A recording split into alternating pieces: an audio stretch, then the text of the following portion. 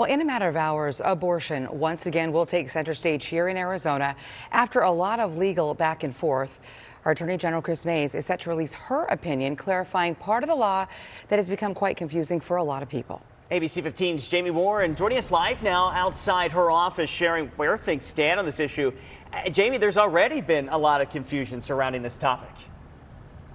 Nick and Kaylee, when you go on the Arizona Attorney General's website, you're met with this message. It says, if you're wondering what is legal here in Arizona, you are not alone because this law is confusing and it is changing quickly. So today, here at her office, Kris Mayes is expected to give her general order when it comes to what is allowed in terms of abortions and when the patient suffers a medical emergency. This was something that was at the request of lawmakers. They wanted her to give some clarification on what specifically is meant by a medical emergency. This is in an effort to protect patients and doctors down the line.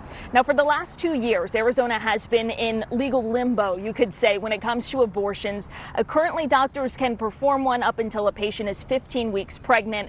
They can also perform one at any point during pregnancy if there is an emergency. That near total ban that dates back to 1864 was repealed, but that is as long as the court order remains in place. Now, this opinion comes just days before a group is expected to deliver hundreds of thousands of signatures to get the issue on the November ballot. The deadline is next Wednesday to submit the signatures to the Arizona Secretary of State's office. The group Arizona for Abortion Access is hoping to get voters to decide on a constitutional amendment that would allow abortions up to the point of viability, which is around 24 weeks.